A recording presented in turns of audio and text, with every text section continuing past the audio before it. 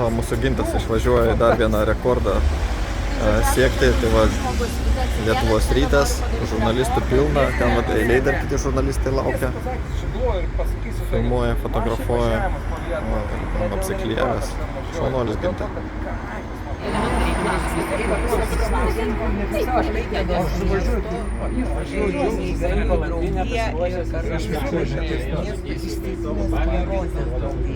Per tavo akinis visiškai tavo veido nesimato. O, dabar matosi. O, dabar Gintas. Čia tai jau ilga versija. Trumpa versija, o dabar išvažiuoju, už 12 dienų būsiu čia, tikiuosi. Dėl ko vat šiuo metu labiausiai jaudinėsi dėl kelionės?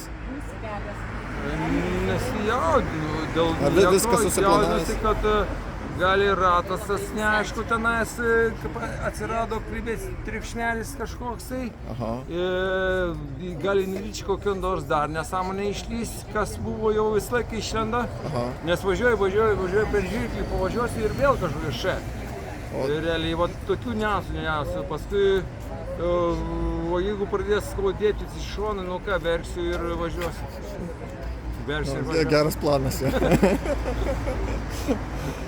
Nu ką, gerai, aš tau visus kitus video irgi paskui susiųsiu, bus ten... Palauk, dabar oficialiai tą dalį. Dabar yra rugpjūčio 8 diena, kiek valandų? 12:10. 12:10 ir vat aš neužilgo pradėsiu savo kelionę per Lietuvą, aplink Lietuvą. Ačiū. Jo, užfiksuota. Rekordo akademijai perduok. Jo, bus perduota. Pasislėpsiu nuo čia visos publikos.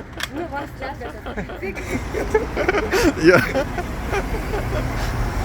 Gerai, aha.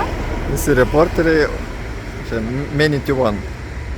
Važiuoja Gintas su visa palyda, reporteriai fiksuoja. Sėkmės Gintui.